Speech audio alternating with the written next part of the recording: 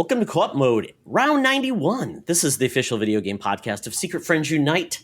I am one of your hosts, Todd Oxtra, joined by Mark, the Canadian Carabin. How you doing, my friend? I am great. How are you? Doing well. I'm in the new house. Fantastic. This is my second official podcast in the house. I was just talking to our guest, and I'm all about the boxes, and I happen to have a box of comics and books next to me, and that's what we were talking about. But I'll let him speak to that. That is Mr. John Bernardo, co-host of Comics on the Spot. John, welcome. Thank you. Thank you for having me. Happy to be here. Happy to be here with fellow Canadians. Both Canadians or just one Canadian? I'm adopted. I'm from Minnesota, so lower. I'm out of here. See you later. It's close enough. Minnesota counts. Minnesota counts. I told Mark I'm gonna have to get like dual citizenship because it's very Canadian lately. So I'm all in on Canada though. Yeah. I love what you've done with the new place already, though. You know, you like got great. Yeah. You already got the speakers in the background. Yeah, you're doing great there. Wasting no time. I try to impress our guests with the background, so try to mix it up. But I have been to Casa Loma. I have been to Toronto's Wonderland. I have been to Winnipeg. I've been to Windsor. So I grew up listening to, watching CBC with Mr. Dressup and Don Cherry on hockey. So, I mean, I'm all in. It's funny that you called it Toronto Wonderland. That's cute. Is it Canada's Wonderland? Sorry, my bad. Yeah, there you go. That's all right. Excellent. Well, thanks, John. And you know what? We always want to get to know our guests a little bit better.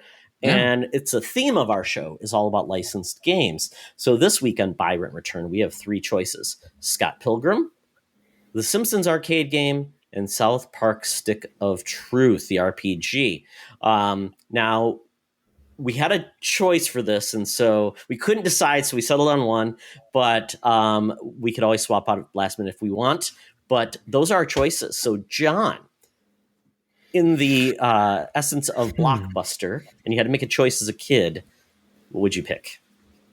Well, first off, I don't think Simpsons arcade game was an option to rent at Blockbuster. If we're gonna be accurate, but we can still roll fast and loose with those rules. Yeah, we play fast and loose. And I don't think Stick of Truth was but yeah, Scott Pilgrim was digital only too. So I said I'll let it might have been there. Yeah, might have snuck it in there before Blockbuster shuttered. All right, so Buy, Rent, Return. I'm tough on the return one. I'm gonna say buy to I'm going to return Simpsons arcade game. That one's gonna happen. It does not aged as well as we remember. It's rough around the edges. My toughness is between Scott Pilgrim and South Park, because South Park has fantastic story. It's hilarious. It is basically, the cartoon come to life. Not come to life, but it's the cartoon in game form. Everything is solid about it. Scott Pilgrim is also a very solid beat 'em up. It's a long beat 'em up, with progression too, right? So you get a little bit of both. I'm gonna buy Scott Pilgrim for the replayability, and I'm gonna rent South Park. Good choices. Mr. Mark. I can't argue with those choices. I came across them for slightly different reasons, but I'm going to mirror John's picks, and I'm going to return the Simpsons arcade game.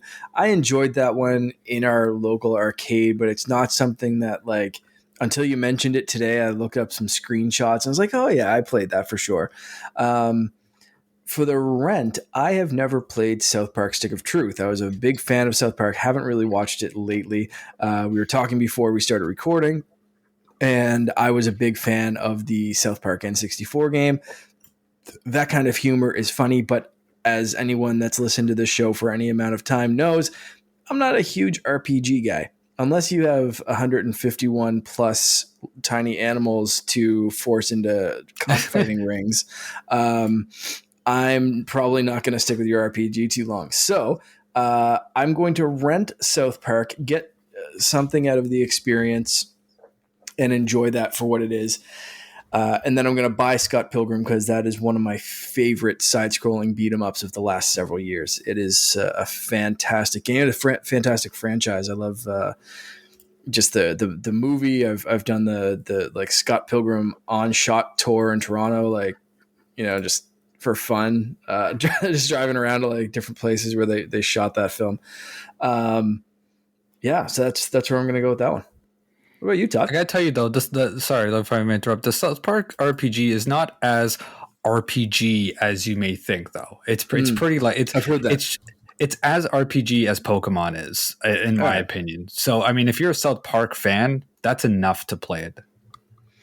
It was one of those games that kept like getting pushed down my list. I'd be like, I'll pick that up next time it goes on sale, and then something else would go on sale, and be like, yeah, okay, I'll wait and get South Park later, and then it just kind of kept getting pushed down, and then it was just kind of like too late, I guess, kind of thing. So eventually, one of these days, I may revisit it.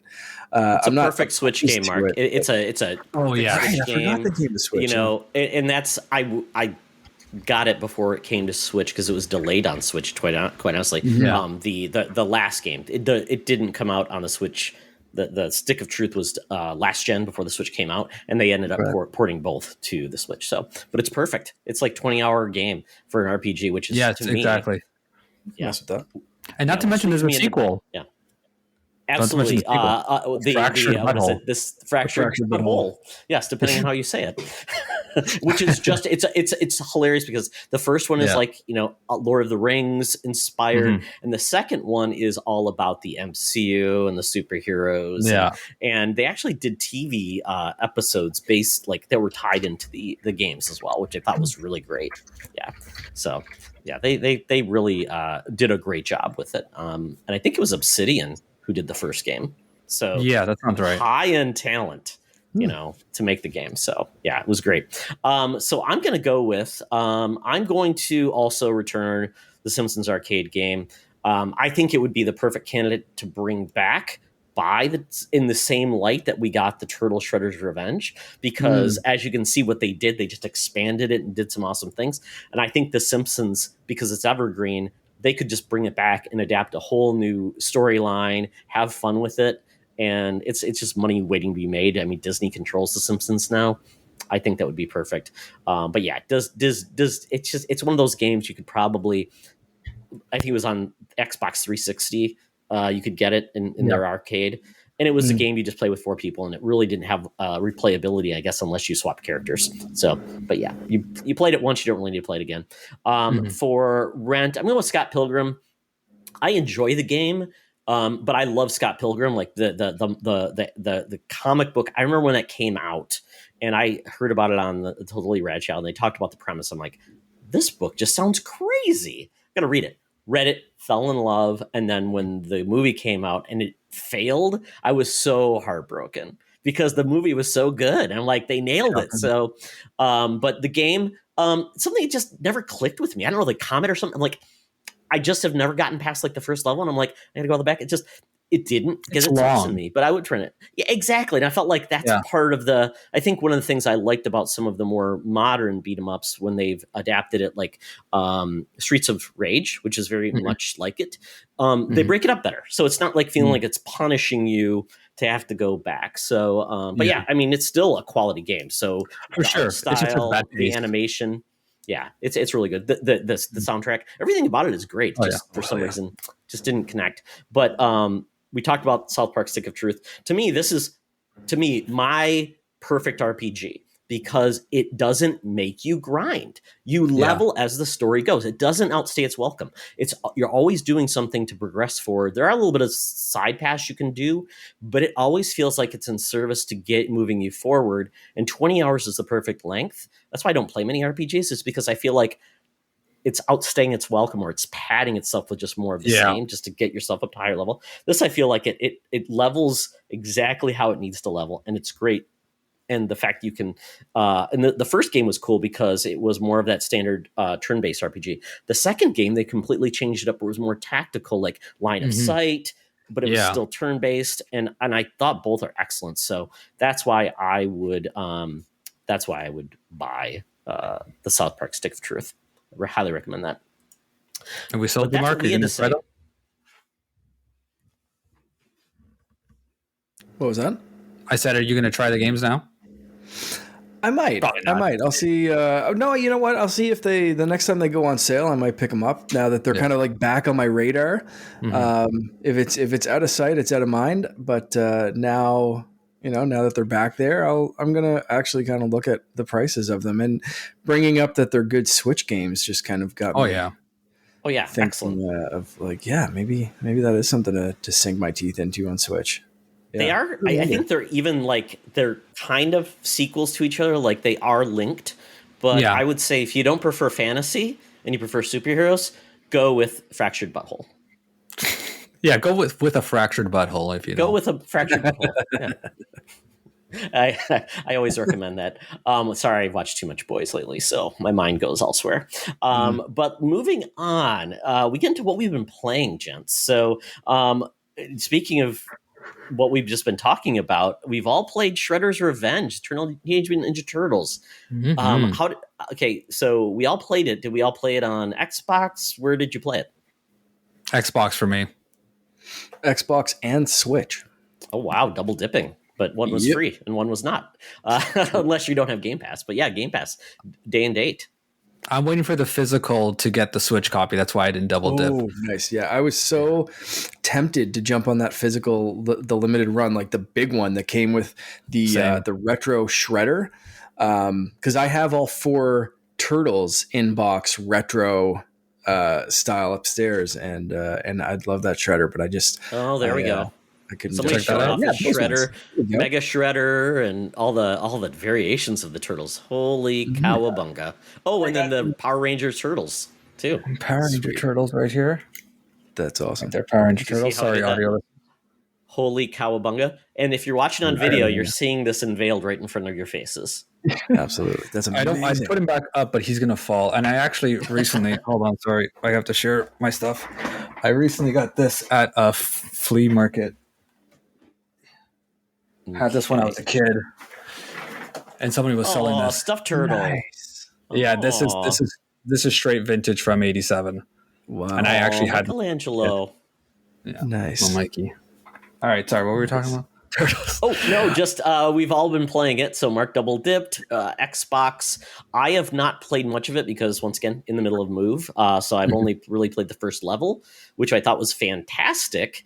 And I don't want to take away from John since you put it on your list, but by all means, does it live up to the hype?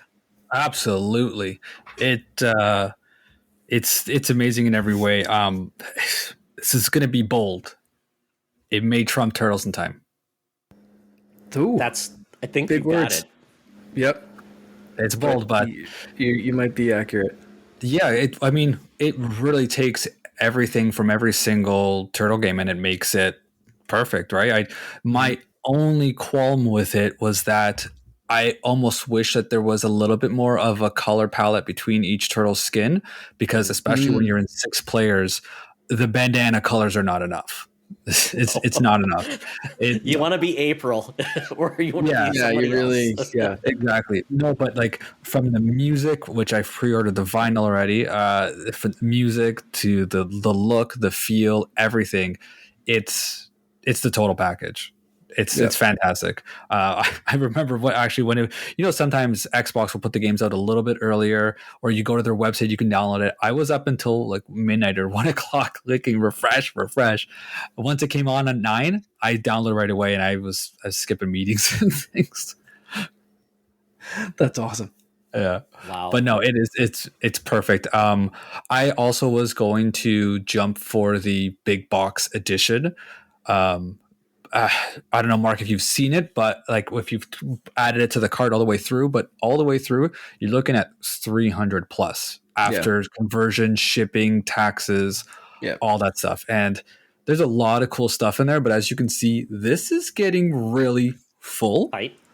So I think I may not do it. I think I'll still get the regular, not the regular one. There's a second edition, which the game comes in like a VHS case with some extra stickers, cool. things like that. Yeah, that'll be enough. And then don't forget, we have the Cowabunga collection coming at some point this year. That one I'm a little bit more, even though the special edition is roughly the same price. It's lesser Canadian, and you can get it at an EB Games or a GameStop. And it that's comes good. with a giant cloth poster made by Kevin Eastman. So, Oh, neat. Yeah. yeah. Very cool. Very cool. Sorry. Yeah, that's awesome. Yeah. So have you played all of the characters? Because I know when you play through first time you unlock Casey Jones. Obviously, I haven't gotten that far, and I've only played as Raphael because that's my turtle of choice. But I have not. So do you feel that each turtle and April and Splinter and Casey are different enough that makes it replayable? Yeah, I've played through. I don't think I played a Splinter yet, actually, but I've played through most of them. I beat the game as Raph, and then I played a bunch with some of the other characters. I helped some friends with Casey, but everyone does have their own thing to them. But they don't feel like you're playing completely different characters, but they feel different enough that you have an advantage to each one. Like everyone has their own little qualities to them. Obviously, Donnie's got the stick. And April's got some big swings with her camera. But everyone has their own little thing without being too different, but just different enough. I feel like Streets of Rage is more of a game that separates the characters more, where they feel more different. Not so much here, but that's not a bad thing. Yeah, I find they kind of learn from past Turtles games where, like, a lot of the old Turtle games, like Donatello is kind of the easy mode because you get extra reach with the bow staff, and that's who you pick if you really want to go through solo mode kicking some ass because no one's going to touch you. So by default, like the first character growing up playing those games, when I started playing this, like the first character I tried was Donatello, because I was like, oh yeah, gotta go Donatello, need that extra reach. And I was like, wait a second, I wonder what the balance is like. So I switched. So I've played myself. I played as like Michelangelo and Leonardo as well. I haven't beaten the game yet, but and I watched so my wife too, she played as, I think she played as Mikey and April too. So like I've seen a few characters in action, and yeah, I think John, you nailed it right on the head. Like they're different enough, but not so much so that like one character is a little bit OP and like, another one's going to get ignored, which really helps the 6-player because everyone's got something to do. Everyone has their own talents, but no one's going to just be kind of sitting in a corner like, I have like Raphael size that have a half an inch reach, and like versus the 6-foot reach of a bow staff. So I found that they really like learned from, I'm not going to say the mistakes, but I think they learned from past games where the character balance might not have been as good. So yeah, I think they nailed it. Yeah, the last Turtles game I believe we got was the Platinum title. And I wanted to really like that game, but it wasn't Platinum's best effort. But it was a beautiful looking game. And what I like about what this game did, it really upped the ante in regards to the move sets. Like the amount of combinations and just taunting and all the different aspects made it a lot of fun. There's a lot of collectibles. So, throwing characters directly into the screen, which always loved it when it happened in the arcade. Now it's part of a strategy, which is great. Yeah. So they've really outdone themselves. So I'm really excited. And I'll give a shout out to Luke Lore. He had one of the developers of this game, .emu. And I think it's Tribute Games, I think. Tribute Games was a developer, yeah. Yeah. And I think they were part of Streets of Rage as well, or .emu. .emu, yeah. They published it, and I can't remember who developed it, but Tribute Games did not develop that one, though. I forgot who developed that one, though. What I heard about their passion for Turtles was amazing. And, you could see it. Yeah, and they even talked about, like, the reason they don't have, like, costumes and different things, because like we put a lot of effort in those sprites. So it was definitely a passion project, and I just think this is the right way to do this type of game. And I just really it's awesome. So I definitely want to play more. I'm trying to talk to my son to do some couch co-op. We only have 2 Xbox controllers though, so can't really do more than that. I think the Xbox actually supports 6, PlayStation supports 4, and but Switch you can 8. You can mix online and couch. Yes. So if the two of you are playing, you could fire an invite to myself, to John, to whoever, and get some 6-player with 2 of you on couch co-op, or a mix of, like myself and Loren or someone or whatever. It's like you can mix it up that way and have a bunch of people join. The only, I guess, fault for me after playing another game that we'll talk about, Fall Guys, no cross save, no cross play, no cross progression. It's a bit of a pain that way. There's no real advantage for playing on Xbox, other than it's included on Game Pass. Achievements, maybe achievements, whatever. But as far as like graphically goes, like it's even classified as an Xbox One game. It's not even a series game. So there is no next gen version or anything like that. No. So it's not like it's really pushing any kind of anything too hard. So it would have been nice to see a little bit of that crossplay at least, if not cross save and all that kind of stuff. But that the reason I bought it on Switch is because, one, absolutely freaking perfect with a Super Nintendo controller. And I do have the 8-bit DOE controller that can switch to an Xbox or whatever. But 2-player with 2 SNES controllers, freaking chef's kiss on Switch. It's fantastic. Yeah, because it does use the D-pad pretty, I think, interchangeably with the regular joystick, which Absolutely. is cool. So there's no crossplay? No, Correct. Only within the same crossplay. system, the system family. So you can do Xbox and PC. Okay. Yeah. Yes, you can do that. And eventually, I think PS4 and PS5, but I don't think that's ready yet. But not across. I think I read that because they talked about crossplay, but not as like cross platforms, like different systems. No, which is a bummer. But what can you do? For sure. Yeah, especially with such a built-in built-in amount of people on Game Pass. But for anyone that's picking it up on PlayStation or Switch, it'd be nice to have like, hey, all my Game Pass buddies or whatever, right? So anyway, that's the one small fault in such a perfect game.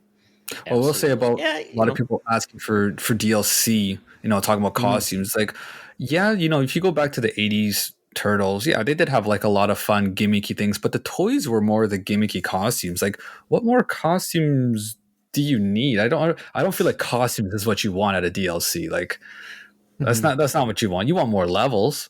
I don't know if I want more costumes or modes, maybe too. Yeah, modes, exactly. Yeah. There are a few toys that stick out to me, like costumes from like the movies and stuff, like kind of undercover Raphael, or I think I had like detective or undercover Donatello, the toy. Those kind of things, I think, you could kind of mess around with, but like too much further than that. Like, what are you going to get? Like party hat Raphael or something. Like, it's just, like, and I remember all those gimmicky kind of toys, but I think you're right. Like, this is kind of more of a pure experience where they spent a ton of time on those sprites, like you said, where I don't know. if they're going to expand on it, maybe add some new levels or something. Like, I'm happy with where they are. Like you said, I think a little bit of color variation for the turtles, like different shades of green, a little bit more, but otherwise, this is so great. The only thing I could see is, and this would be too difficult to pull off, would be the different versions of the turtles, like the turtles from the comics, the turtles from like the obviously the art style would be very hard to pull off in a comic one would be tough because you think the color variations aren't enough now. Imagine four turtles just in black and white. Color, just a color bandana. I was thinking like the original, like no color bandanas, just straight black and white, and different weapons. I want to quickly go back when you talked about Mutants in Manhattan, the Platinum game, and I'm with you. Is that obviously I played that for a while until I got so frustrated with it.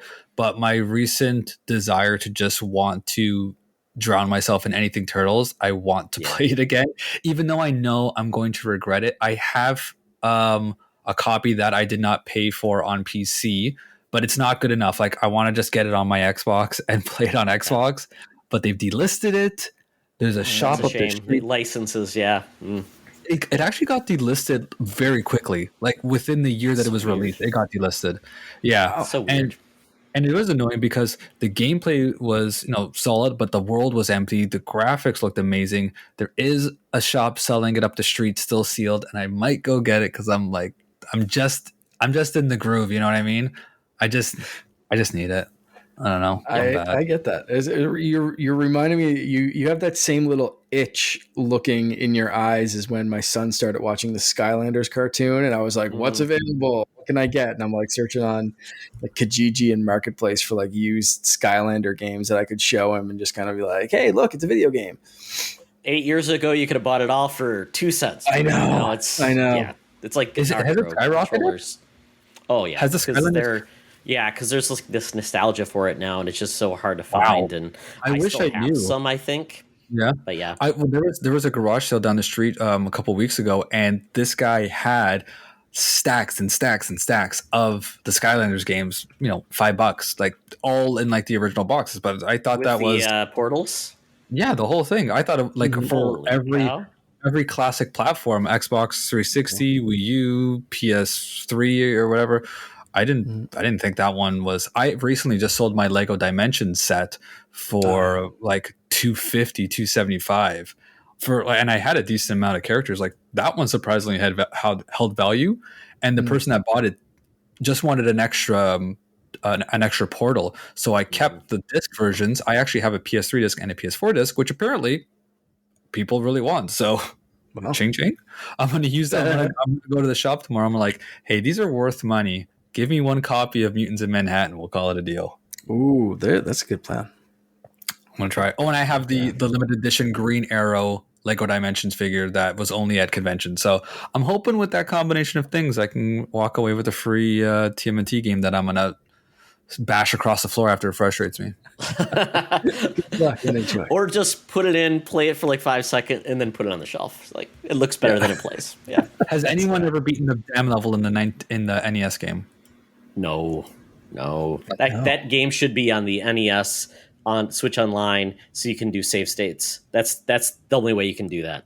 It will have it in the Cowabunga collection, though. There'll be a rewind and save states and all that kind of stuff. There you go. Gonna finally beat it. I'm going to finally get past that level. Yep. Okay, sorry, I've derailed you guys enough. Continue. Oh, no, that's fine. This is good. That's fine. Yeah, exactly. So yeah, we'll move on. We'll pick up the pace a little bit here. Let's see. We all played that game. What's next? So I see, John, you played Cuphead. Did you play the DLC's not out yet though, right? No. The DLC is not out yet. I actually was playing. I played it a long time ago, and then I put it down. I stopped at aisle 3, and I've always wanted to get back into it, but I was so frustrated with it. And then my kid was really liking the show, and I just wanted to try it again. And since trying it, I've knocked out 4 or 5 levels, and I'm your groove. All right, I'm really into it right now. Such a great game, but yeah, once you get out of it and then you step away, you lose that skill set. But it's a great game. But yeah, I did not get very far in it. Yeah, that's why I got to stick through it to the end right now. Mm-hmm. Now, will you be too burnt out to play the DLC, or are you getting yourself hyped up for it? I'm probably going to wait, only because there's so much to play, and I've been burnt too many times by buying things day one. Like, sales happen way too much. There's too much out there to bother buying stuff right away. So I'll probably wait a bit. Probably be a little bit of burnout by the time I get there, anyways. And there's just so much more to play. Absolutely. Delicious Last Course DLC. Loving a good pun. And love a good song, because that little intro video. Oh, that soundtrack.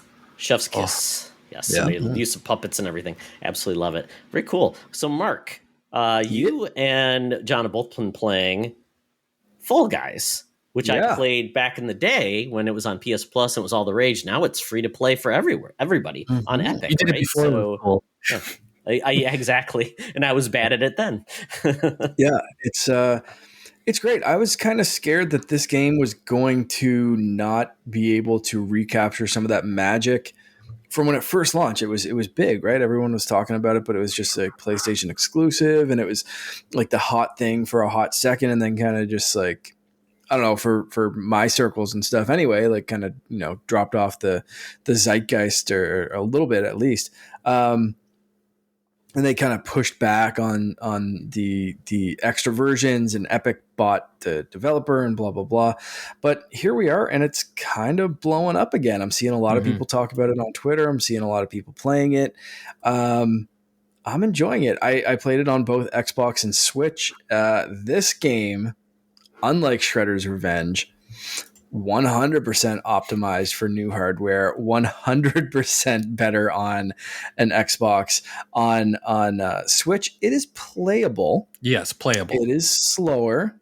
It's some of your opponents will move at a crisp and snappy 4 frames per second, but it is playable. You can kind of rock through it, and we've been so much so that my wife and I have been playing it together, with one on Xbox and another on Switch, and it's been fine. It's very easy to join your Epic friends and to create parties, join parties, have a group chat, just like you would expect from the makers of Fortnite, that make it so easy to play with your friends on a toaster or an Xbox or whatever you would download that game on, just not an iPhone. It's really solid and super goofy and fun. And I, of course, bought the season pass because the first thing you unlock is an Altair skin. So my Assassin's Creed hoariness, that was an instant purchase for me. I was like, oh, something Assassin's Creed, let's go.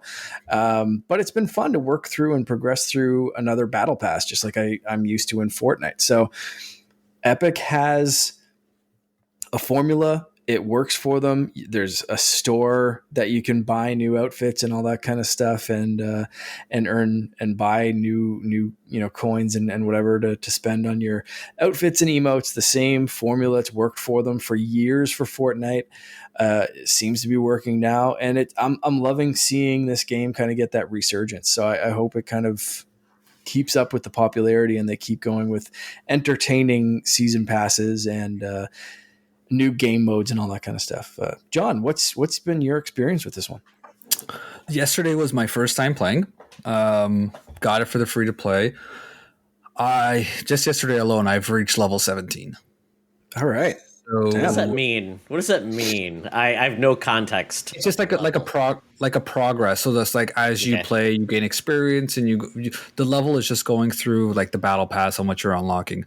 I didn't put any money in. I've made that mistake more than once where I put the money in and I dropped the game.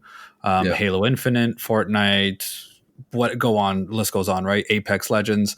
Now I'm going to wait until I actually get somewhere. And if I make it close to the end, then I'll buy it and then reap all the rewards. But it's a ton of fun. I did not expect it to be this much fun. What's good on the Switch is like the light games. For example, today on June 27th, they had the one mode where it's just the jumping level, where you're just jumping over that bar that goes around. And that's perfect for Switch, right? Not too demanding. But yeah, I can see the other levels being a lot. But the characters are adorable. This is a game that you'll want costumes because you want to customize your character. This is where it makes sense. And I was talking about with some friends yesterday where games like this are what I want now I'm 35 now, and playing games for so long, I am tired of shooting people. I'm tired of shooting humans. We have enough gun violence in this world. I do not want to shoot people anymore. I'm okay with shooting demons. I got no problem with that. But your Call of Duties and all that stuff, like actually putting a bullet through another person, that's not fun anymore. It's nice to have a free to play game that's not about a battle royale and all that kind of stuff. It's just a bunch of little squishy things racing to the end. There's no violence. It's just wholesome. So it's really that to me what I'm taking away the most of it, and it's what is making me like it the most and how good it feels. It's like a toddler battle royale, really, because it's like a bunch of toddlers, like very uncoordinated, running around. It's like watching a kid's soccer match at that age. It's like I don't know what the hell's going on. It is 100% just drunk toddler wipeout. Like I want John Cena and Nicole Byers to be commenting on my playthroughs. Like that is here's a big thing and it hits you, and it's like, oops. It's fun. It's dumb fun. Yeah. And one of the last rounds levels is kind of like a play on It, if you will, or like Cooties. It's like you one person Got it. Yeah. is you like that, Mark? One person is sick or infected or whatever, and you have to basically just infect the rest of the other team, and that's it. And it's so simple. But I was just playing, and I won it for the team, and you're chasing anybody. You're like, oh my god, they're getting after me, and it's so much fun. It's just so like wholesome is the best word for it. Yeah. It's goofy fun. Yeah, it's just a larger than life. It's all ages. I remember when Sean's son Henry came over when Fall Guys came over, I'm like, you got to give this a try, Henry. So he was playing it and he was just having a blast. And I was bad at it, but I was still having a blast. So it's really no skill required. And it's just fun because every level feels like it's like Squid Game with toddlers. And that's really the best way to put it. I like that you went Squid Game instead of Wipeout. Yeah. That just shows where you're at mentally, I think, Todd. I have a 16-year-old. And that to your point, it is so easy to pick up that the first time my wife picked it up, she was like, is there a explanation? I was like, no, think of it like Mario Party. Like it explains the game right before you go. If you can press forward on the control stick and the jump button, like you're solid. Like there is the ledge grabs that you have to and the do jump's like not great. no, but you're so uncoordinated, like it doesn't matter. And it's so just wholesome and perfect and just innocent and goofy. It's there's no really great. gear. There's nothing like I have an advantage over you. It's just I look dumber than you, or I've got a cooler costume than you. The stuff that you want to put on your character almost gives you a disadvantage because you're wearing like a freaking dinosaur head and your field of view is all screwed up. But you're like trapped through the door. I can't get through. Whatever. Yeah, I want to look stupid, and I want like it's so great. I love it. And it will be my detriment to look stupid, but that's okay. Style over substance. Oh, very, very good. Yeah, Fall Guys is now on everything free to play. Set it up. It's all through an Epic account now, so everything just goes where you go, which is great. And they know how to do this. They have Rocket League, they have Fortnite, and now this. So they are swimming in the cash. So very, very good. So we go from there to the next game. Let's see. I'll do a game. The Terror of Hemasaurus. This is an Xbox Game Fest demo that's currently out now. Early access on PC, I believe, but it's not for sale yet. Lauren Lemke, who made Super Blood Hockey, this is his follow-up, which makes sense. You make a hockey game that's bloody and violent. Then you make a Godzilla Rampage simulator. And all I can tell you is this game is phenomenal. It's the best Godzilla sim you would ever want. It's all about goofy humor. Essentially, global warming happens, and this dinosaur that was in an iceberg, it basically plays on it because you got a diehard basically saying, "Oh, global warming won't hurt anybody." Well, this iceberg washes up on this beach, and found by a death cult that essentially wants people who are killing the Earth to die, and they think the best way to bring that about is with this Godzilla type creature. So you essentially then go through a tutorial where they're telling you how to kill people and how to like rack up the most violence, but it's so humorous and so goofy, and it's like Rampage but actually good. So like it's fun. It's you've got a lot of move mechanics, like you can pick up people, you can throw people, you can kick people.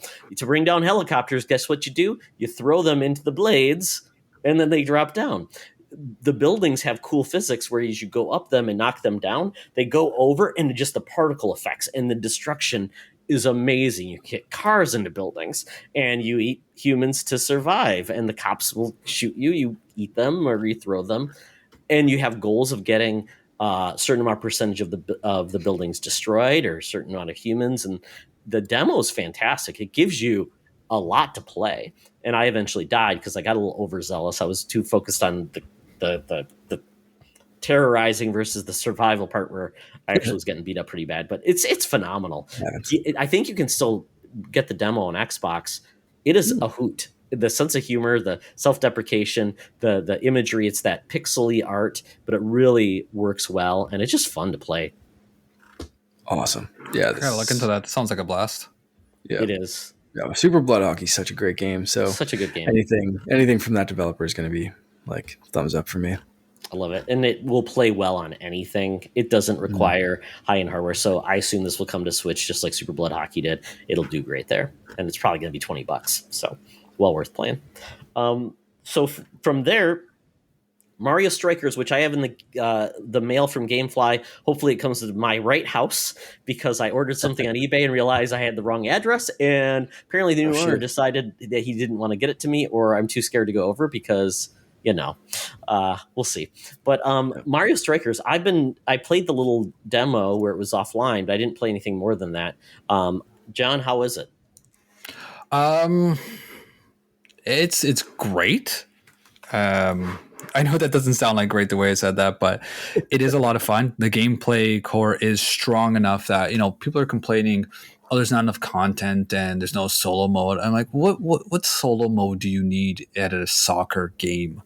People wanted a story or a campaign, but what are you going to do? A season? They have that. They have cup battles, right? You do the cups, just like in Mario Kart 8 where you have cups. Mind you, those are different courses, but Mario Kart 8 doesn't have a campaign of any kind. Again, I know the courses are different, but that's a racing game. This is a soccer game. The point is to play soccer. I sound like I'm being a little strict, but when we got a campaign in Mario Tennis, that was kind of weird and it didn't really work out. A lot of people were complaining about Mario Golf. I didn't play that one, but people were complaining about that. So they stuck to what works, and the online works. They have club games where you start your own club and you have seasons and you rank up. But it is bare bones in the sense that yes, there only is soccer to play. There's no other versions of it, no other gimmicks to it. But for what the game is, it's solid. My daughter loves playing it, so we've been playing a lot together.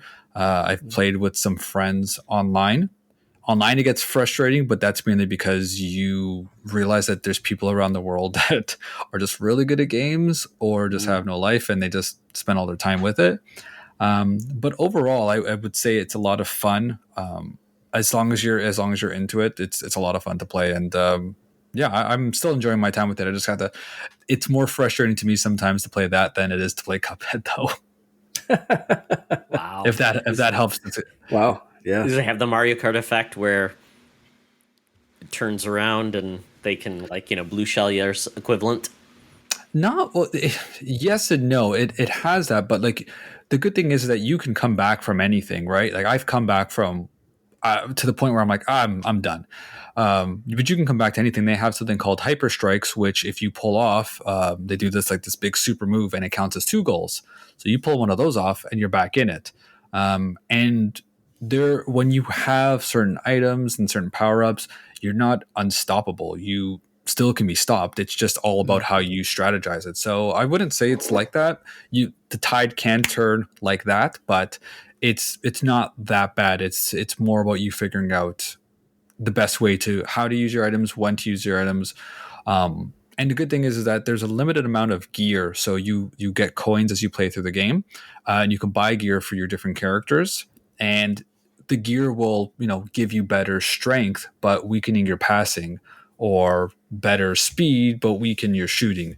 So you work on your head, your chest, your gloves, and your feet, and between those you balance them out to make your characters better in what you feel like needs to be better, right? So if you have a really high technique bar, then you can pull off amazing moves in the sense that I can shoot the ball from right in front of the net and it'll curve around them so that they won't even see it coming. So there is more strategy to it than just playing. Having the right team is a huge difference. You can't just go, yeah, I'll be Mario, Luigi, Toad, and Bowser, and then you're set. No, you got to play to your strengths and play appropriately. Cool. Are there mini games? I know that used to be part of Mario Tennis, you would have the games where you have to hit the targets and things like that. Okay, so that's what I'm saying. I think people wanted more of that, and as from someone that had Mario Tennis and I got frustrated with it really fast, I feel like, I don't know, maybe it's not necessary. Maybe some people didn't like it, maybe some people did, but it has a soccer, it does it right, and I don't feel like it needs to be more than that. I'm interested to see what more would be, but I don't. I think Nintendo has a problem, and I mean, it's not just a Nintendo problem. I think there's a problem with the value proposition when you get to games like that it's people don't look at the quality of things. It's like tennis had this many modes Yeah. and Strikers has one, but they're the same price. Well, why am I getting 5 modes versus 1 mode for the same price? Or you look at something like MLB The Show or other sports games that are like they have a full create a character and a full season and story mode and voice acted, blah, blah, blah. And it's like, well, why is that the same price as Strikers? And it's like, well, you can't really compare. Like it's not always an apples to apples comparison, even within Nintendo franchises. So it's tough, and there's no like easy answer to be like, yeah, Mario Strikers is bare bones, but it's still $80 or whatever, right? So it is a tough one, but there's something to be said about that focus of if the gameplay, like comparing it to Mario Kart, like kind of solid, right? Like it's with the exception of the courses, like that'll be the argument people make. It's like, well, you have 24 courses. I know, but you're also like in Mario Kart. Yes, if you raced around the same track over and over again, that would be boring. But when you're playing soccer, so many different things can happen, right? Even though it's always the same field, it's never the same game. You know what I mean? Like you can't memorize the track or the field to know where to play. So it's always going to be a different match for you. And even when you do the cup battles and you get all your trophies, then you move to the galactic mode, which is the same cups, but much, much, much harder. And that has prepared me for some of the online people, but I am struggling on the cup battles, and I can't just play, when you're playing soccer, you always change your player and chase the ball, right? You can't do that. You have to play more strategically. So for me, it's not that there needs to be more modes. I feel like there's enough here. I don't know what more people want. And yeah, it is another thing with hours. So I used to be like that. Well, how many hours is this game? How many hours am I going to get out of this game? No, now it's just like, that's too many hours. I'll pay you more if you give me less hours. Like I feel the same way now. It's you said something earlier about like, your age and what you've got going on. And I'm the same way now. It's like, okay, can I sit down and have a cinematic type experience that's over in 5 hours so I can just get the story mode? And we've talked about that before of like, yeah, if I want to play a game for a story, I'm turning it on story mode, easy mode, walking through, like just, let me see what's going on in this story that's gripped me because I have this many hours to play and it's limited. So yeah, I blame Game Pass too. I blame Game Pass. Yeah. Game Pass has caused a lot of trouble. Like a lot of games, you'll buy all these games and then you're like, ooh, shiny Game Pass games. And then you download them all. And then play it, try it. Oh, didn't hook me. Go to the next one. Right. Yeah. Right. Yeah. I'm wondering on the Strikers though, maybe the problem is with Switch players to a large extent, a lot of them like solo experiences. And that might be a challenge. So like a Nintendo Switch Lite, you're probably playing it solo. You might not be connected to the internet. You want to play it on a road trip. And it's like, I want a story. I want something to take me through. So I think that might be the connect where even like NBA 2K, the other sports games, they have robust. I mean, like we're talking about like millions of hours of content for single playing. And Nintendo is like, they give you enough often. And sometimes comparative to other sports games, it feels lacking to a large extent because they also have the dynasty modes and special moments like in NBA in the one sports games, they have all the special moments through time. You can play as Babe Ruth hitting this home run. I mean, that's a fantastic experience. And with this, it feels like it plays well, but it's pretty limited experience from a solo player perspective. So I think I can understand why people would be saying, I only want to play it solo. This is pretty limited. I don't have a big group of friends to play with. Like I'm a dad. I can't play with friends online. So this is all I'm getting. It feels like a $20 mode potentially if you're not going to play it online. It's also the Nintendo tax, right? Like no Nintendo game is like you're getting what you pay for. And to like some of the other things, like for example, just another soccer game on Switch, the FIFA series, which has gotten the rough end of the stick on Switch, but really you have a season mode, right? What's a season mode? Season is a bunch of games and then you win.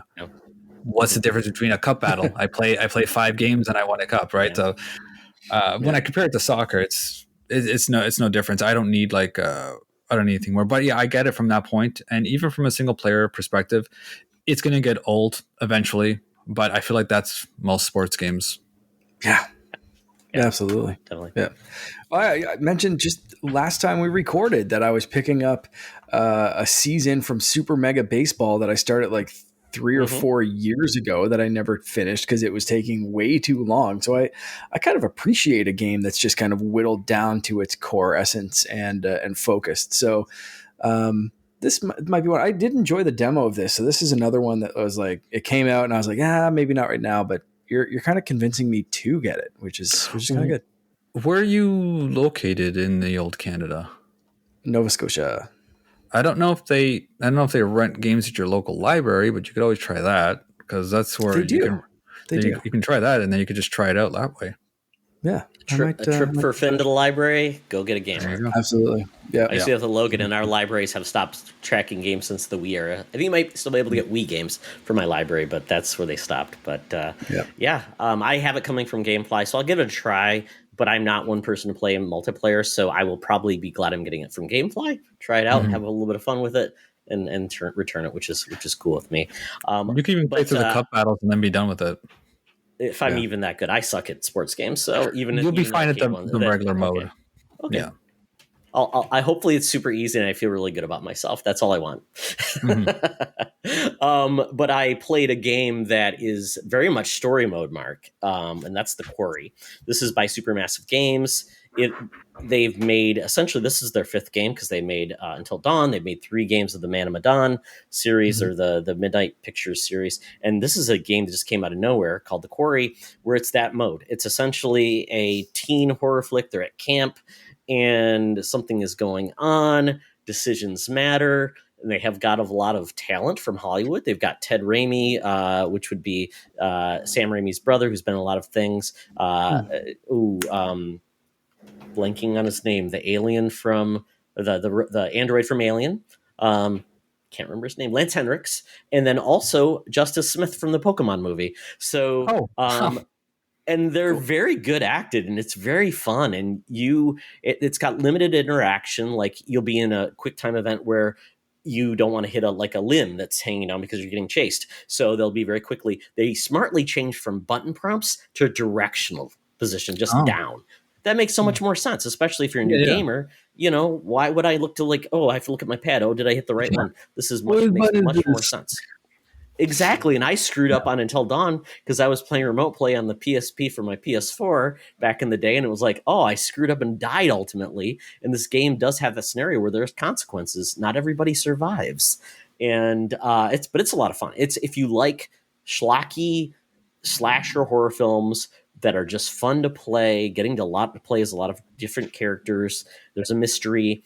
It's a lot of fun. And I think it's a perfect game if you just want to play with someone on the couch next to you and you say, do you want to make the decision or do you want to take the controller? And there's an online mode coming actually where you can play up with 8 to 8 people. And then you have I think they said there's over 120 different endings or depending the decisions you make. Okay. So Ryan Turford on the Xbox Drive played it and he played it 8 times. I'm like, what?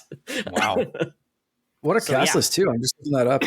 Ariel Winter from Modern Family. I've got Brenda Song. She's always delightful.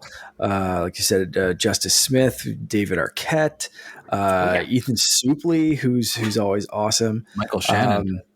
Holy crap, man! What a I'm sure I'm missing people there, but just running through quickly. But wow, yeah, that's really impressive.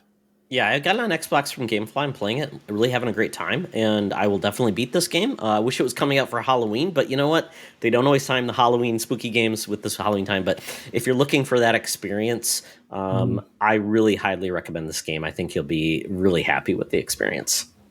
Sweet. All right, gents, did we miss anything, or are we ready to move on to the news? Yeah. It's all up there. All right. Well, the news this week is very just one story. It's been the doldrums with news because of all the gaming events. But we do have someone who's doing their own thing. That's Nintendo. We are getting a Nintendo Direct Mini. And we did have one Direct, I believe it was last week with the Xenoblade Chronicles 3 that went over like a resounding fart for people who are not a fan of Xenoblade Chronicles, which I am not, and Mark, I don't think you are, and you know, at Didn't this even watch point, the direct. I didn't either. I assumed it was a lot of information telling me things I could probably care less about, but for those who are like RPGs and the series, it's there. I said on I think I said on Twitter, like, I don't want to yuck anyone's yum, but like this wasn't what I wanted right now. And like I know that sounds so privileged. It's like, this isn't what I wanted. So like, cool if you're excited about Xenoblade, but like every other developer is, you know, like showing off what they're doing really, and this is kind of the time to do it. Nintendo again walking, not even marching, just kind of walking to the beat of their weird little Wii music drummer. So they're gonna, you know, Nintendo's gonna do what Nintendo's gonna do. So here we go. We got another. This is the partner showcase, Nintendo Direct Mini, happening.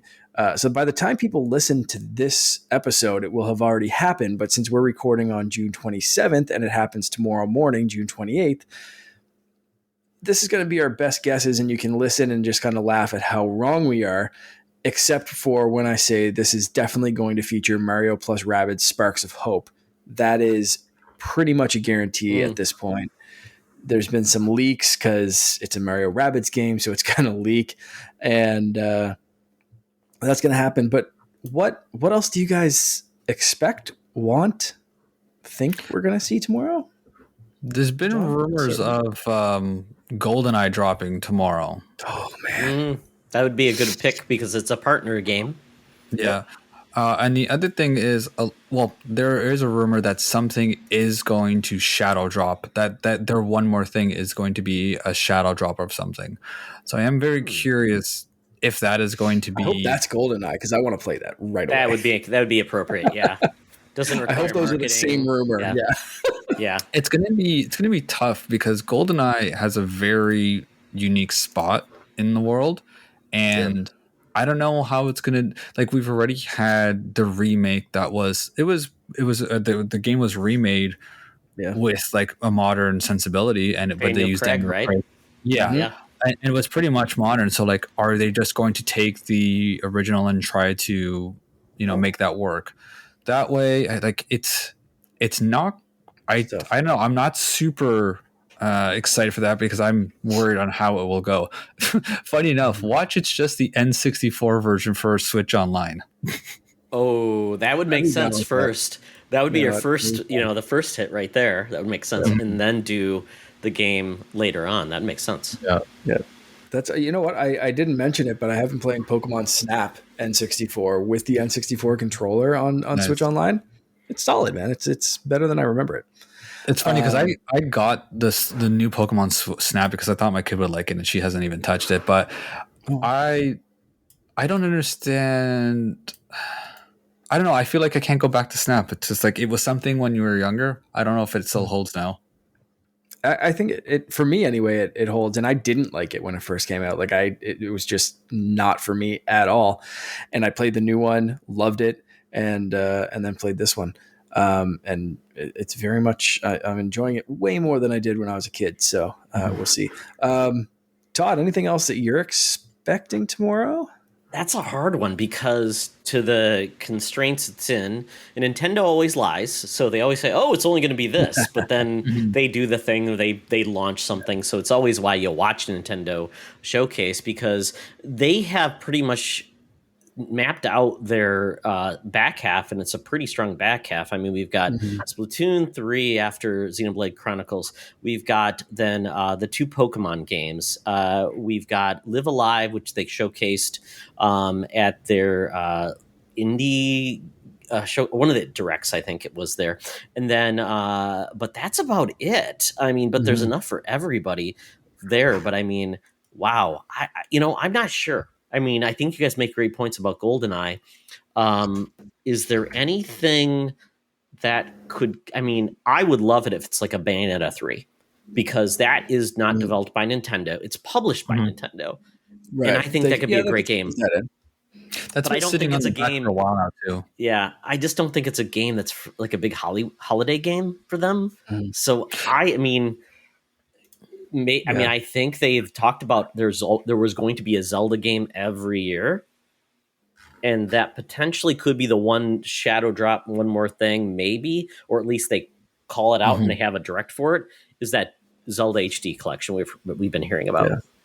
I think there's going to be a bigger direct that we'll hear about Zelda. We'll hear about the Metroid Prime remake the rumors have been recirculating today. I think for this, we're going to see stuff like Dragon Quest Treasure or Treasures. They said they were going to talk more about that in June. We're getting close. Like you're kind of running out of time. This makes sense for when they're going to drop that. I think this is going to be a lot of like Japanesey stuff.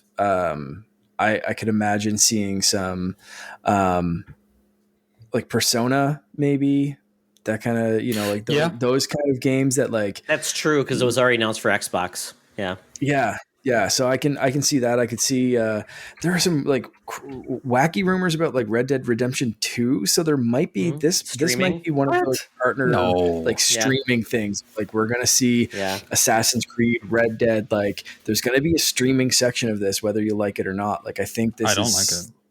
Yeah, no, I don't. I did hear nobody does, but that's how you get it. Yeah, that's how you get it. But you know what? If you have a Switch, then cool. It's a neat option for you. I agree with you, because right before I had to decide between getting a Switch or PS5 or PS4, whatever I was at that time, I remember thinking, you know what, I'm only going to be able to get a Switch. And I was lucky that I was able to get a Switch, Xbox, and PS4, and now I have PS4. Like I was lucky enough to fall into opportunities that allowed me to get those for dirt cheap, right? But before it was a choice between, I had a Wii U, and it was like, okay, do I get a PS4 or do I get a Switch? And if you only have a Switch, then while the cloud options aren't ideal, it's a way for those people to play those games. Yeah, absolutely. I think one other kind of easy call. I think they could go back and look at stuff like Fall Guys and just say like, Fall Guys just launched on Switch. Make sure you pick it up and play it today. Here's and if you get it on Nintendo, here is Nintendo costumes. Right, because it might even be tomorrow, or at least it's by the end of the month. That's when the Halo costumes are dropping in Fall Guys. So a Nintendo partnership would make a ton of sense. That actually, it might be the 30th. I think that's dropping. Yeah, there's an event that's happening with that. So I mean, if they're going to do a Halo event, I'm sure they'll do a Sony event. I'm sure they'll do they're going to do an event for every platform. And you can buy a Kratos I think you can buy a Kratos costume. Oh, there's tons of Nintendo or Sony costumes already. Yeah, Sony costume. Yeah, exactly. Yeah. So I think those are the like fairly easy predictions. I don't know if this is when they're going to drop crazy shit, or if that's going to be like another couple of weeks. They do the indies, they do the partners. Right? And then they do their own in sometime in July. Yeah, that's kind of tease something like, stay tuned for our next direct, and we'll show you something. I did think about this. Hollow Knight kind of got shown off at the Xbox showcase. Maybe this is where it gets a release date. Maybe. Yeah. Oh yeah. If it's close enough in. And then the other thing I was thinking about was Sports Story. The sequel to Golf Story has been off everyone's radar, and maybe that gets announced as well. But I mean, I don't know. It's really, we could see some crazy stuff. 25 minutes is a long time, but we could have like one game. They'd be like, we're going to show you 10 minutes of Dragon Quest Treasure. I hate when they do that. Which Mark and loves. Now let's show you 20 minutes of this. No, don't do that. And it's always a super slow RPG that's probably fun when you play it, but it's like watching someone click through menus is just like, okay, cool. Yeah.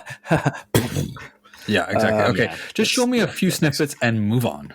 Yeah, exactly. A highlight reel, more information coming to our Twitter, and you can check it out then. Yeah. Well, very, very cool. I mean, this is going to be fun. It's over. By the time you listen to this, it will be over. You'll tell us if we're wrong or right, but that's hopefully it. some surprises. I love when we do that kind of stuff, because it's so quick. It's like, here's your predictions, here's the show, here's when we drop the show, and everyone can laugh at us or say that we're so brilliant. Right. We were so right. Everything. We'll just embrace right. it. Yeah. We were so good. But we're going to move on from the news to the bonus round, because we talked about licensed games in 2 segments, and I just want to talk about a little bit about the fact that we have largely been blessed with quality licensed games. This is not as it's always been. If you lived through the NES era, the Commodore 64 era, like I did, the Atari 2600 era with E.T., one of the most notorious licensed games, you ultimately knew if you were getting one of those games, largely it was going to be a cash grab, getting moms to buy a game for their kids or a dad or a grandma. And it was largely the game you had to play for like the next 6 months or until your next holiday. And that was it. But we always had highlights in licensed games where someone said, you know what, this might be a license, but I'm going to make the best game I can make it. So from there, I mean, we had various quality of games, different licenses coming in. We talked about the Turtles already, but, you know, we've had superheroes, different movie franchises, different cartoons and things like that. And then it seemed like we made a turn around the 360 era, PS3, where we got some really standout games.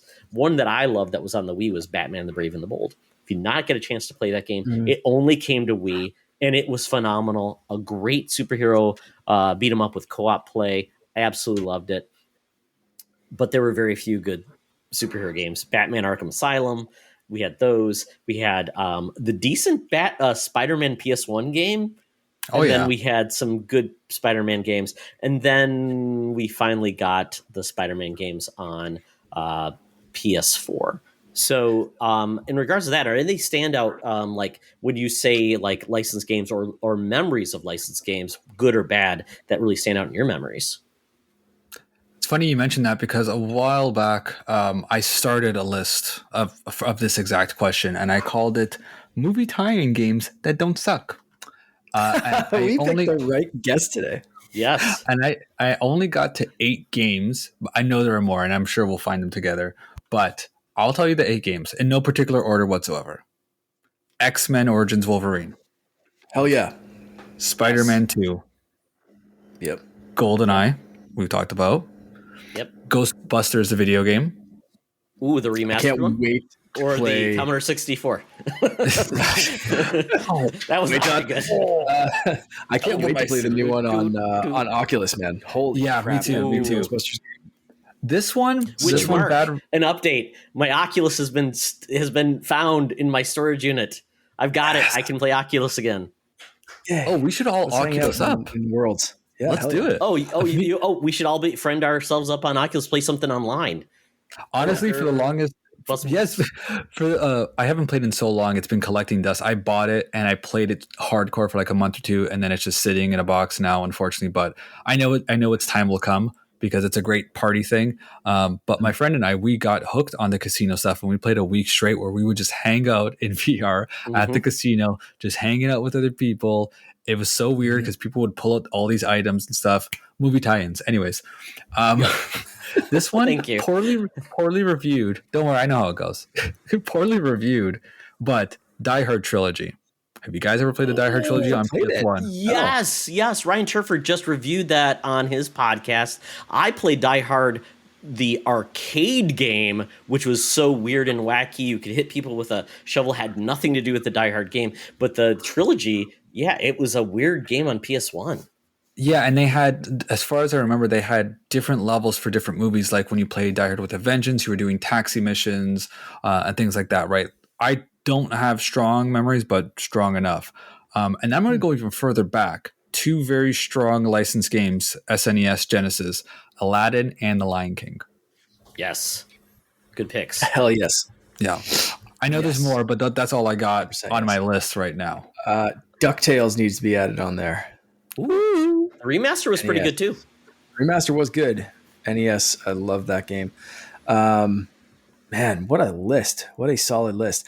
I will give a throw out or a shout out. Throw out the hell. It's late. I will give a shout out to the Chronicles of Riddick game for the Xbox. Escape from Butcher Bay. I think again we mentioned something. It was when the Xbox showcase, whether that was the last episode or the one before that, I mentioned something about Vin Diesel having a strong connection to Xbox, and yeah, he had some good stuff. I'm trying to blank. You know what? I loved some of the superhero games for like DS. Mm-hmm. Like they were okay, like side scroller, beat 'em up, kind of like Super Nintendo era kind of stuff. Like there was Ultimate Spider-Man, the Thor tie-in was like kind of solid. The Captain America, Way Forward did a couple of those games, Mark. Yeah. Really good stuff. And like the console launches or the console games would be like those rushed tie-ins that you kind of expect to be kind of like pooped out. But like Way Forward would kind of come in and nail the handheld version, and everyone ignored it. I still have like a few of those like upstairs, just kind of like in the collection that like they're still solid, just simple but solid side scroller beat 'em ups. And Game Boy Advance got a lot of those. Hell yeah. I feel. Yeah. Treasure, I think, did some of those. I mean, you get some good developers that are developing. Platinum does the same thing. They will develop licensed games, some good, some bad. Which I'll mention the Transformers game that Platinum did. Is it for the 360? Yes. They had the War for Cybertron games. War for Cybertron, yes. Right. Those were fantastic. But then Platinum made essentially a G1 Transformers game. I know what you're talking shading, about. Looked beautiful, and it was a wonderful game. I absolutely loved it. That's why I was so excited for the Turtles game. But yeah, Transformers Transformers has done better in video games than the movies, thankfully. Yeah. I think you guys are both forgetting probably the most important one on here. And that's Cool Spot. Cool Spot, Mark. What about Avoid the Noid? Yeah. I'm torn when it comes to license.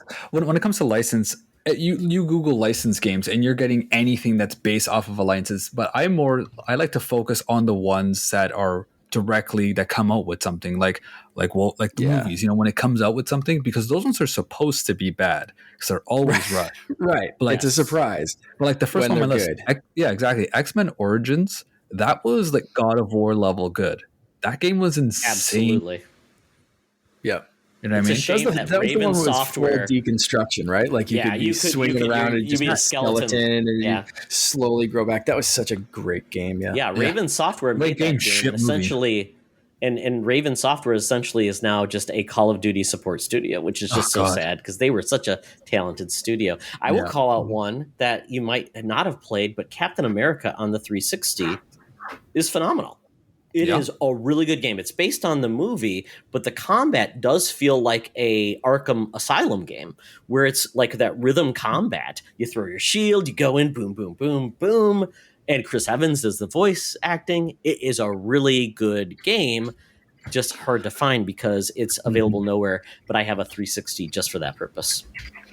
I think I mentioned it on the show before, but and I don't think it was a great game, but Blade, and I think it was Blade 2, Blade Trinity. I think you brought this up before. One of the most unique and interesting fight systems I've ever seen in a game because all the controls and attacks were controlled with the right thumbstick.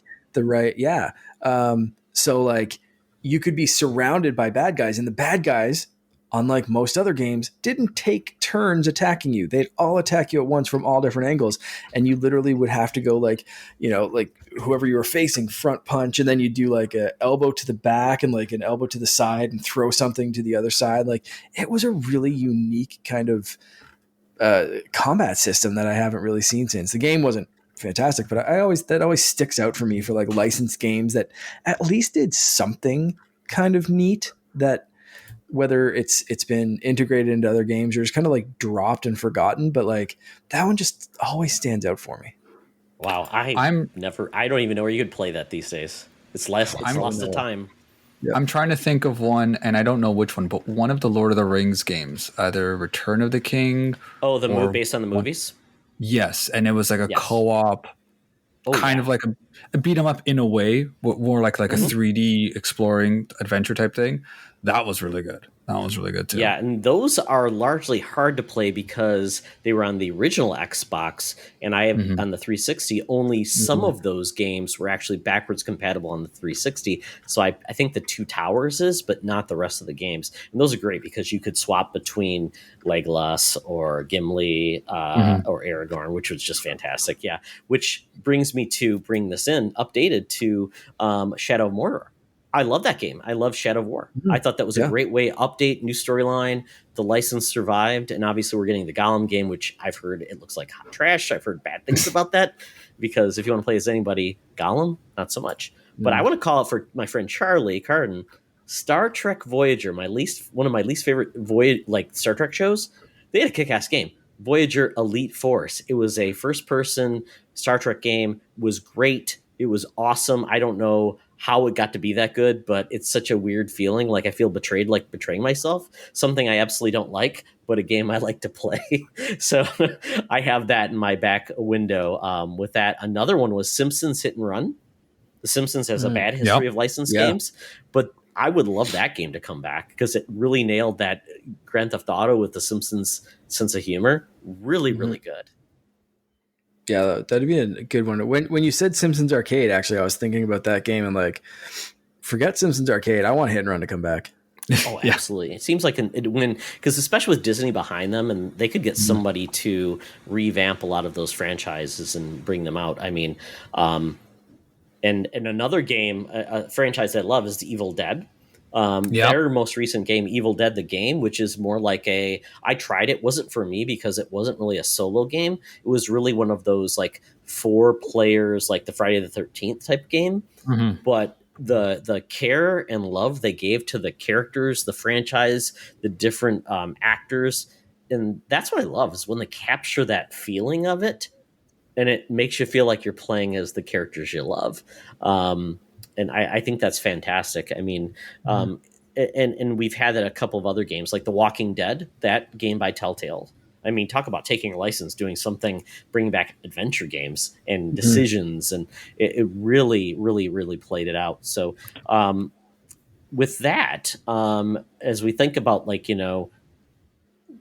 I mean, there haven't been many stinkers lately when it comes to licenses. We've got a lot of, and especially as I think about these Melee-like games, like the Smash Bros. Clones. We've had the Nickelodeon one, which I know is a rough start, but apparently they've finally added in voice acting, which I found so very odd.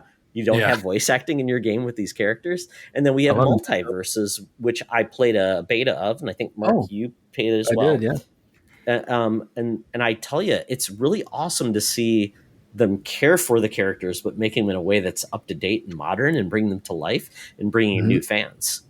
Multiverses is going to make or break based on how they manage microtransactions. Because that's like, if it's going to be like, all right, here's 3 characters and buy the rest. Like, no, they have to find a way to make the game good and get that money. I actually wanted to go real quick back to you were mentioning some games and you talked about Evil Dead, the new one, but Evil Dead on the Dreamcast. Hello, have you guys played Evil Dead? Was it? No. Which one was it? There's a couple. I own a couple of those old games. Dreamcast. I'm looking it up right now. Hail to the King. It was on PlayStation as well. Fistful of Boomstick, I think, was the other game that came out. That one I didn't play. I'm just talking about the Hail to the King. That one was Is that with the little dummy? Or no? I can't remember. I just remember the game itself. And there was another one you were just mentioning, and it came to my head, and now I lost it. What was the other game you mentioned? Evil Dead. After Evil Dead? It's the ADHD. I've said a lot. That's okay. It'll come to me. But yeah, there was that one, Hail to the King. That was a lot of fun too. Fistful of Boomstick, Hail to the King. There was a couple others too. I looked those up because I'm a big fan. Mark, as I look to you, because I mean, quite honestly, we could talk about some of the games that you love, including Star Wars, a franchise you love. It's the essence of licensing. George liked merchandising things, but I mean, there's been so many great games, more to come. I mean, is there any old game except for Yoda Chronicles that you really want to talk about where it elevated the franchise license? I mean, the Super Nintendo games were tough, but good for the time. Super Star Wars was balls to the walls tough, but Return of the Jedi, Empire, like good games. The Rogue games, Rogue Squadron, that like even back to like X-Wing, TIE Fighter, X-Wing versus TIE Fighter, like those kind of like Star Wars has had some great licensed games that either tied into the movie or were adjacent to like different properties and that kind of stuff. Star Wars has been, I like to think, more hits than misses as far as licensed licensed games and stuff. Shadow of the Empire. Shadow of the Empire, 100%. Yeah. That game needs Shadow an of the update. Empire.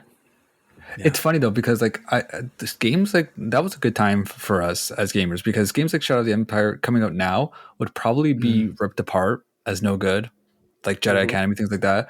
But back then it was just like, looks cool, I'm gonna play it. It's either this or no Star Wars. What would you like? Yeah. Rogue Squadron.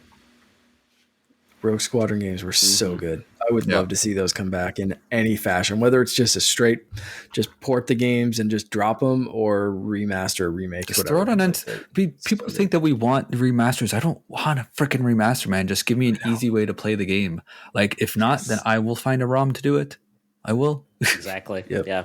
Because Shadows of the Empire is on PC right now. I mean, you can get that game. You can buy it. Oh, yeah. There's a ton of Star Wars games you can just buy on PC because they're still out there. They were ported to it, which is great. And it just seems like port them to Switch. It would be very easy to do, as they've done. And they've enhanced some of those, which is great because we're getting KOTOR 2, and which is great. But some are kind of missing. I did want to call out the reason I actually bought my original Xbox was because I was a huge fan of Buffy the Vampire Slayer, and that was an Xbox exclusive. I remember Buffy that. the Vampire Slayer. A really great game. They made a sequel that was not as good, but still they got the voice talent, captured the series, and especially franchises that are dead. Having a game and keeping that hope alive that you're actually going to get to play a game and keeping it alive is fantastic. We get a lot of comic books that are adapted that way, but a video game of being able to play as the characters you read about is really fun. I remember the game. I remember the game that I was trying to remember. You mentioned Walking Dead Telltale. Now, like, again, the word license is, I like to think of license when it's directly connected to something, and this is not. But the Walking Dead Saints and Sinners on Oculus is... I have to play that. Yeah, it is probably one of the most legit zombie experiences. And I'm tired of the zombie game, but this is like the most legit zombie experience you will have in a game. I'm talking about it's true survival. The zombies are slow. When you stab them, you have to really do this to really feel it, and then you got to yank it out. You have stuff in your backpack, and you got to lean over to grab it. Ooh, nice. That is, if you like Walking Dead, you like zombie games, that is as zombie as it get. You will never, right now, I've never played a game that is more zombie apocalypse than this. That's on sale right now too. I don't know how long the sale lasts, so by the time people are listening to it, don't know if it'll still be on sale. It'll be on sale again, I'm sure. This week. Yeah, it'll come back around. You get your Xbox, or you get your Oculus coupons or whatever, Mark, right? I always tell you, hey, this is on sale, Mark. Check it out. Yeah. Yep. Oh, very cool. Well, I'm going to talk about, what's coming up, and you can tell me your interest level of these licensed games. So what we've got coming up is very interesting. Marvel's Midnight Suns is coming out in October. This is by the folks that made XCOM with cards. Mark and I are kind of like iffy on either of those experiences, but it looks cool. But I may have to watch a video walkthrough maybe, and that should be sufficient. I'm so excited for I this need game, to see. I need to see a gameplay on that too. Yeah. They haven't shown actually. I mean, they gave some examples of it, but I don't know if I would actually enjoy the experience. To be honest, then we've got Avatar: Frontiers of Pandora. I remember trying the original Avatar game, didn't really care for it. It was an Ubisoft game. I'm not sure they haven't shown anything of this game since they showed the trailer, and this movie's coming out in 5 months. So is this coming out in release with the movie? Is it after? That doesn't seem like it bodes well for a big game, right? Unless they're worried about spoilers. I don't know. This is going to be our first movie tie-in in quite some time.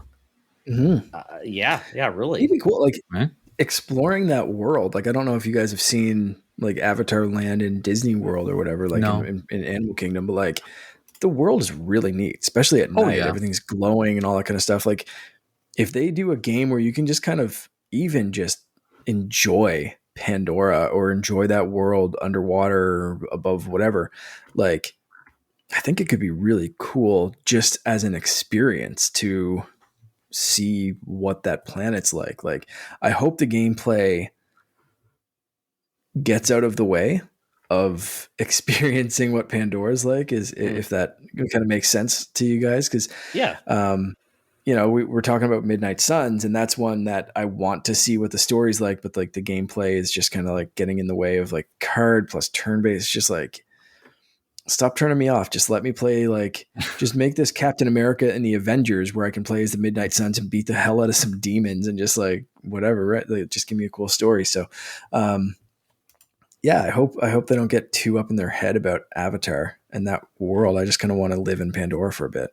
Yeah, make it a side story or something that's not tied to the plot, and just have a good time. And then you don't have to worry about whether the movie was failed or succeeded. You just created a cool game that happened to be in that world. Because there's got to be more than one story to tell in Pandora, right?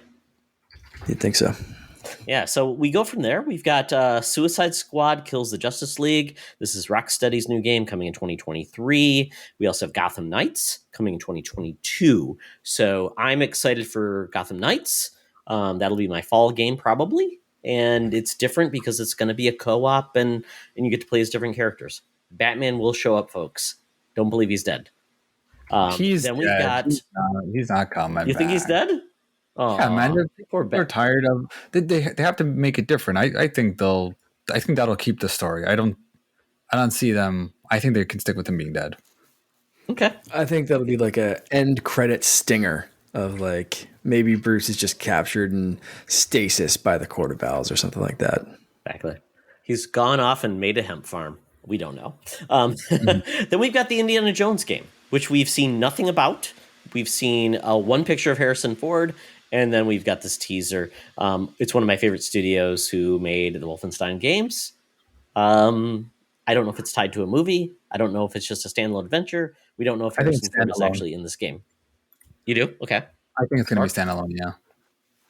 Yeah, I think, again, I said it an episode or two ago that I'd like to see them kind of go, this is its own, this is like the Guardians of the Galaxy game was to like those movies. Like, yeah, characters are kind of the same or similar, but like this is our own spin on it. It's not Harrison Ford. This is our Indiana Jones. And it's, similar but different. Then we've got Hogwarts Legacy, which I am excited about this. I know the franchise is kind of a rough mess because of its creator, but the fact is a lot of people still are passionate about this and they love it besides the creator. And the fact that you can be a student within Hogwarts and it's not tied to Harry Potter and the boy, and just you're having your own adventure and you're becoming a student. I think that's what everybody's always wanted to be. And this could be great. I saw the trailer, the PlayStation thing for it, and I thought, man, I'm in. Hufflepuff.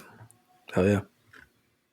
The combat looks really good, like way better than what they did in the movies. Like the movies, basically, it was just like either disarm or kill shot. Like that was, they really, it was boring. So this looks entertaining. Then we've got the Project 007 game by the Hitman developer. That could be very cool. We haven't had a game like that in some time with 007, and it's probably not going to be tied to actually a movie, which could be very cool and a good way to advance that series.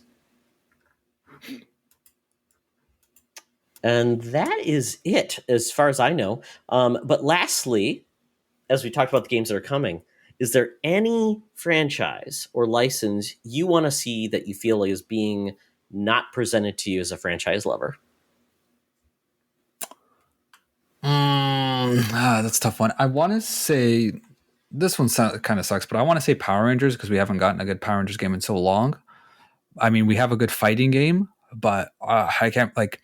There was a concept a while ago for a new Power Rangers game. Never happened, but it was just open world, and the concept designs were out, and like there could be something a little bit more robust, more like Arkham, and all that kind of stuff.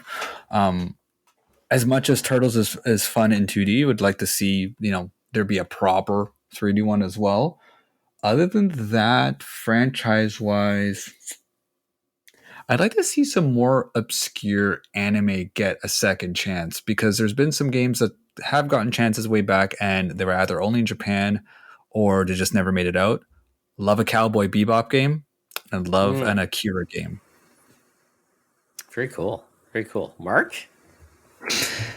I want some more varied Star Wars stuff. My little dude's up and crying right now, so I got to be quick because he's my wife has him upstairs, but he's loud. But varied Star Wars, like we've got Fallen Order, but like give me something with bounty hunters and just Yes, explore more of that galaxy. less Jedi, more outside of everything else. Everything else, yeah. What about you, Todd? Definitely. Very quickly, Farscape. It's one of my favorite sci-fi series of all time. Mm-hmm. Mark will be back. He's checking on his little one. I just think that it literally was under the radar at a time where there wasn't a lot of people watching sci-fi. So I just think it was a series that I think a lot of people missed. And I think it really was a great sci-fi series. So I think there's a lot you could do. I think there was one game on it, and it wasn't very good. Another would be going back to Buffy. I know that franchise is in a rough spate because of the creator, but I think you could really do something fun with it in this modern time. And then Game of Thrones. I don't think Game of Thrones has had a good game, and I love that franchise's world. They had the one Xbox One, which my friend and I had high hopes for, which was basically kind of like a cheap Dragon Age. Mm-hmm. I don't know if you ever played it. I never played it, but it looked like it had promise. And then we have obviously a bunch of other games, but they follow the story exactly. So it's like, it's no fun. Yeah, there was a Telltale that was okay, and there was a game Yeah, called that's the one. Reigns. I'm not sure if you're familiar with the Reigns series, Yeah, where it's I've heard of. like a series of choices, and it's very much like you make decisions, and it's really not very interactive. It's just very No. much. But I think they could do something very cool with the mythology or magic or follow a path that could be very, very cool in the Dragon Age mode, like you talked about with or Witcher, where you're taking decisions, gray. There's no black and white. There's gray, and I think there's a lot that could be done. But Yeah. who knows? WBD Games. I don't think anybody has got. I mean, that's who owns it, and they could do some cool stuff with it. Yeah, I agree. Yeah, so this has been a lot of fun. So, Yeah. John, it's been a pleasure, and we for having talked me. about comics before you came on the show. So I think that might be a special thing when we, hopefully can bring you back on for Secret Friends Unite, talk about the world of nerd and other areas outside of video games. That would be fantastic. But before we go, tell us where people can find your stuff and just anything else about you in the world of the interwebs. Yeah, everyone get a pen and paper. So yeah, follow me on Twitter at Jonas Bernardo. I am random. I tweet a lot of random shit. But the most important thing that I do is a little show called Comics on the Spot. This is a mirrored version, but this is Comics on the Spot. And we are a podcast that creates improvised comics. I am with two amazing indie comic writers / artists, one Sam Owen and one Darren Vogt. And yeah, basically what we do every episode is we randomly generate a sentence, and we take that sentence and we make a short story out of it.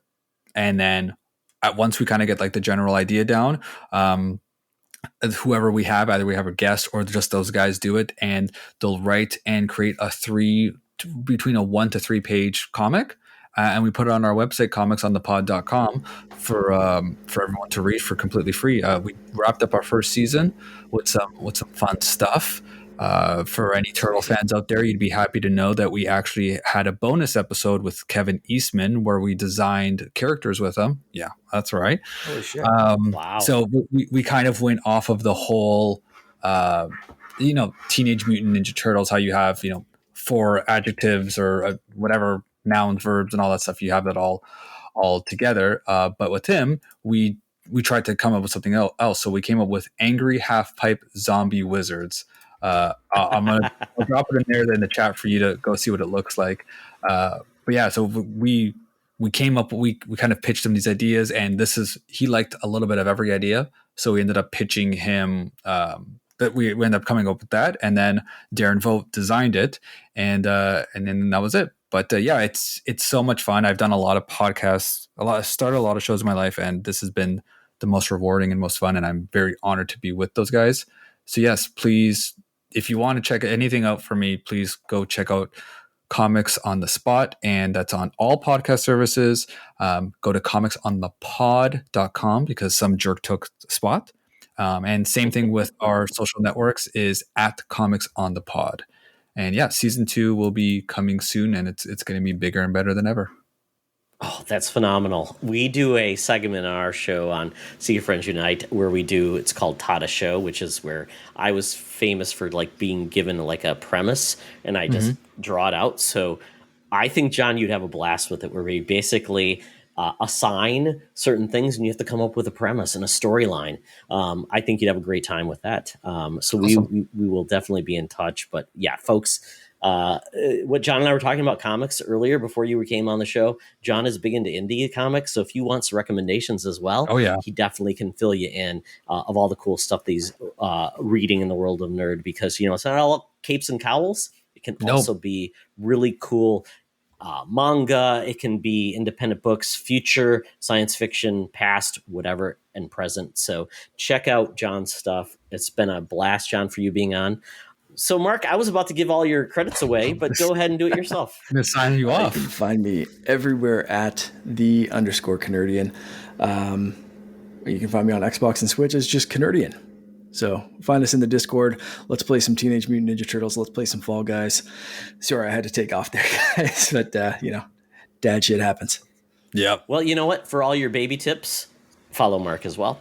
And also John, because they've got young children. I don't. I have a 16-year-old, so he rarely needs me. And I just have to make sure he's in the house and going to sleep. So if you want to follow me, I'm at Toxtra on Twitter. And if you want to game with me, you can follow me at Spartyon98 on Xbox and Switch and Spartyon1998 on PSN. And by all means, folks, follow our YouTube page. So this podcast goes up there. You get to see our shining faces, our backgrounds, all the cool stuff we show off on this show. And we'd love you to subscribe so we can get our custom URL. So that is it. So thank you for the journey you had tonight. So with that, I say thank you, John. Thank you, Mark. Remember, Thank you, folks, guys. it's always better to game together. This podcast is part of the Secret Friends Unite podcasting network. Visit secretfriendsunite.com for more great shows, articles, news, reviews, and more. Secret Friends Unite podcasts are available on Apple, Google, Spotify, and other podcast services around the world. If you'd like to be part of the conversation, you can join us on Facebook or our new Discord server, or follow at Secret Friends U on Twitter. Please subscribe to Secret Friends Unite on YouTube and visit our merch store at tpublic.com. Just search Secret Friends Unite. Thanks for listening.